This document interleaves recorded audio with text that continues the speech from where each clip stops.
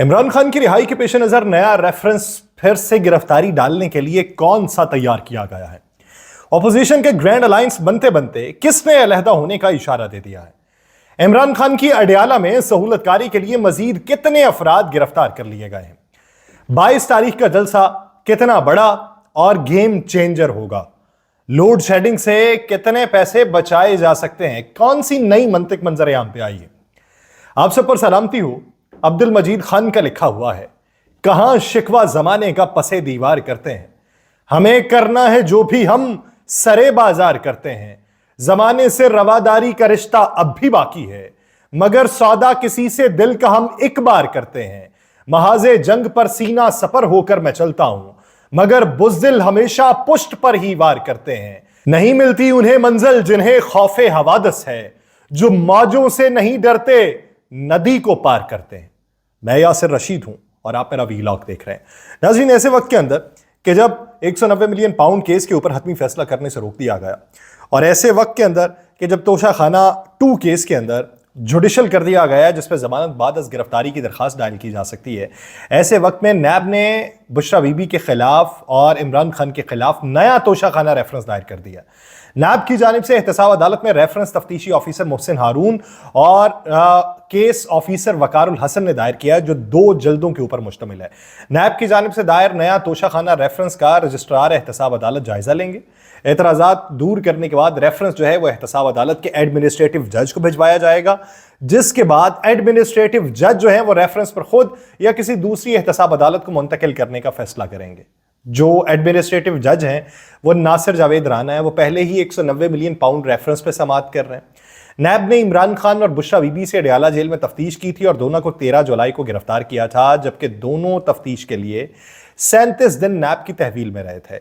इमरान खान और बुशरा बीबी को नैब की जानिब से सवालनामा भी फराहम किया गया और दोनों मुल्जिमान ने सवालनामे के जवाबात नैब को जमा करा दिए थे, जिसके बाद तफ्तीश मुकम्मल होने पर 19 अगस्त को बानी PTI और बुशरा बीबी को जुडिशल कर दिया गया था। अब नया रेफरेंस दायर किया जा रहा है, उस रेफरेंस के ऊपर समातें होंगी और उस पर मजीद पकड़ में लाया जाएगा।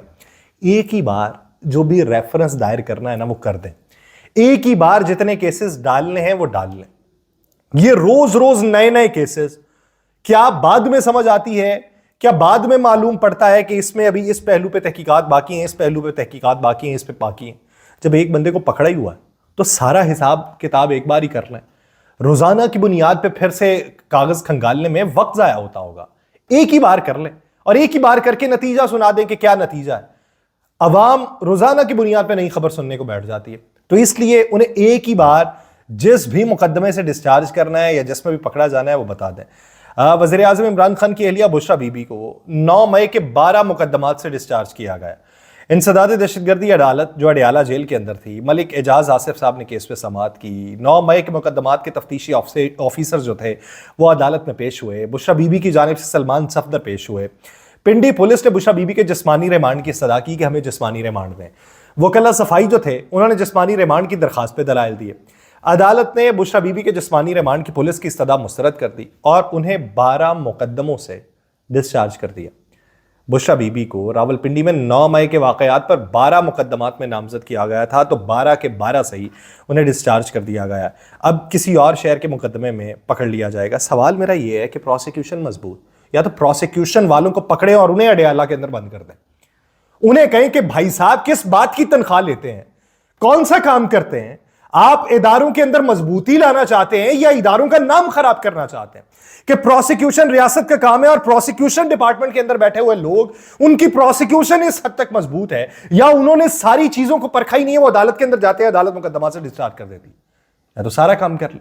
उधर इमरान खान की जेल में सहूलतकारी के इल्जाम में 6 मुलाजमीन को तहवील में ले लिया गया मजीद, और तहवील में लिए गए अडयाला जेल मुलाजमीन में 2 खवातीन भी शामिल हैं और तहवील में लिए गए जेल मुलाजमीन में स्वीपर है, कैमरा सिक्योरिटी एहलकार भी है। जेल मुलाजमीन के जेर इस्तेमाल मोबाइल फोन जो थे वो भी जब्त कर लिए गए। जेल का लेडी स्टाफ जो है वो साबिक चेयरमैन PTI और बुशरा बीबी की सहूलतकारी करता था, ऐसा कहा जा रहा है। और जेल मुलाजमीन को डेप्यूटी और असिस्टेंट सुपरिटेंडेंट से तफ्तीश की बुनियाद पर तहवील में लिया गया। 14 अगस्त से अब तक सहूलतकारी के इल्जाम में 13 अफराद जो हैं वो तहवील में लिए जा चुके हैं और ये जो इसका दायरा कार है वो वसी से वसी तर होता चला जा रहा है। कहीं से मौक़िफ़ ये अपनाया जाता था कि जेल के अंदर तो जैमर्स हैं, किसी के साथ राब्ते क्या हो सकते हैं। दूसरी तरफ से ये कहा जाता था कि ये जो वकला आते हैं, ये जो पीटीआई के रहनुमा आते हैं, उनके साथ बातचीत होती है जो बाहर तक पहुंचती है। ये तो हमें पता चला कि वो तो अंदरूनी ज़राए भी हैं, वो भी इस्तेमाल हो रहे थे, और जैमर लगे भी ज़राए इस्तेमाल हो जाते हैं। और फिर जो उन्होंने किया तो वहां पे जो कैमरे लगे हुए हैं उससे भी वो नज़र बचा के निकल गए। अब ये जो तहकीकात का दायरा वसी हो रहा है, तो देखना है कि इसका इम्पैक्ट क्या निकलता है और इस पर प्रोसिक्यूशन कैसी होती है। प्रोसिक्यूशन पिछले मुकदमात में तो हमने देख ली है कि जिस तरह की प्रोसिक्यूशन थी, और प्रोसिक्यूशन डिले टैक्टिक्स का भी इस्तेमाल कर रही थी। और अब आके अगर वो तमाम मुकदमात ख़त्म ही होते चले जा रहे हैं, मुकदमात में ज़मानतें मिल रही हैं, या फिर उन मुकदमात में जाके हमें ये देखने को मिल रहा है कि डिस्चार्ज ही कर दिया जाता है, तो फिर सवाल जो उठते हैं वो सवाल उठते रहेंगे। लेकिन जवाबात मुदल्लल हो सकते थे, वो मुदल्लल करने की किसी ने ज़रूरत ही महसूस नहीं की। जिस मुल्क के अंदर वज़ीर तवानाई कहें कि 2 घंटे लोड शेडिंग बर्दाश्त कर लें, 50 अरब रुपए की बचत की जा सकती है, तो हमें तो फिर तमगाए इम्तियाज़ मिलना चाहिए। हमें फिर पाकिस्तान का सबसे बड़ा एजाज़ मिलना चाहिए कि हम भुगत रहे हैं और आप हमें बताते हैं कि 2 घंटे की लोड शेडिंग बर्दाश्त कर लें।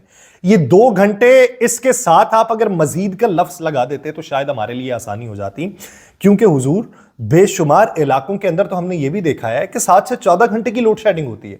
तो इस बुनियाद के ऊपर अगर 14 घंटे की लोड शेडिंग हो तो हम तो 350 अरब रुपया कमा रहे हैं।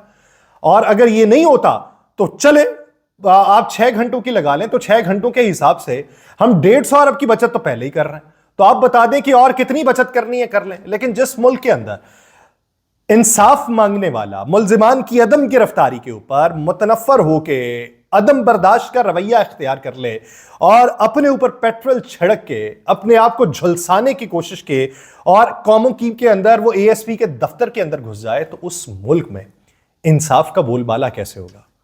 ऐसी खबरें मुस्तकबिल में आपको झंझोड़ती भी हैं। हाल में अगर नहीं भी झंझोड़ रही तो मुस्तकबिल में जाके झंझोड़ेंगी। लेकिन जिस मुल्क में कारसाज की सड़क के ऊपर एक हादसा रूनमा हो जाए, एक लड़की अपने बाप के साथ जहां बहक हो जाए और फुटेज भी मौजूद हो जिसमें सफ़ेद लैंड क्रूज़र आगे चलती हुई मोटरसाइकिल को टक्कर मारती हो, मोटरसाइकिल पे जहां बहक इमरान आरिफ अपनी बेटी आमिना इमरान के हमरा जाता हुआ दिखाई भी देता हो, फुटेज में टक्कर मारने के बाद खातून ड्राइवर गाड़ी को ना भी रोके और लैंड क्रूज़र में मौजूद वो मुल्जिमा खुद उस गाड़ी को चला रही हो, 6 शहरी जख्मी हुए हो, खातून ड्राइवर ने एक कार को भी टक्कर मार के तबाह कर दिया हो, 4 से ज्यादा मोटरसाइकिल से टकराने के बाद गाड़ी उलट भी गई हो, और गाड़ी का मुकदमा जो है, इस हादसे का मुकदमा, वो बहादुराबाद थाने में जहां बहक शहरी की मुद्दत के अंदर दर्ज किया गया, उसके लवाहिकीन की मुद्दत के अंदर। और जवाबन हमें यह सुनने को मिले कि बाप बेटी को रौंद कर हलाक करने वाली जो है वो पागल है। वकील सफाई अदालत के अंदर ये मौक़िफ़ इख्तियार करे कि कार सवार को अदालत में पेश करने से माजरत इख्तियार करते हैं, वो जहनी मरीज है और इस पोजीशन में नहीं है कि पेश कर सकें। मुलजिमा को जिना अस्पताल लेके गए थे, डॉक्टर ने अस्पताल में दाखिल करवाया। इब्तदाई तौर पर पुलिस ये कहे कि किसी भी किस्म की नशा आवर चीज़ के इस्तेमाल की तस्दीक नहीं हो सकी अभी तक, तो पुलिस एक दिन हमें 7 दिन का रिमांड चाहिए, पुलिस कहती है, अदालत कह दे हम 1 दिन का रिमांड देते हैं। तो आगे से वकील कहे मेरी मुवक्किल जहनी मरीज है, दवाई खाती है, किसी को बताए बगैर गाड़ी लेके निकल गई थी, और सीसीटीवी फुटेज हकायक कुछ और बयान कर रही हो। क्या इससे पहले उसने कभी गाड़ी नहीं चलाई? क्या वो कभी सड़क के ऊपर नहीं निकली? घर वालों से छुप के उसने गाड़ी निकाली?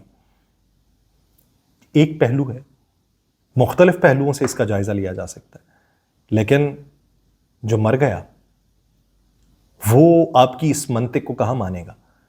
लेकिन जिस मुल्क के अंदर बड़े पैमाने पे होने वाले मुकदमात साफ शफाफ तरीके से मक्खन से बाल की तरह निकाल दिए जाए, फाइलें बंद कर दी जाए, नए महाज खोल दिए जाए, किसी को मुसद्दिका इत्तलात के ऊपर शवाहिद होने की बुनियाद के ऊपर, उसके खिलाफ सबूत होने की बुनियाद के ऊपर और उसका अपना बयान होने के ऊपर भी उसे रिहाई मिल जाए। हमने बेशुमार केसेस देखे।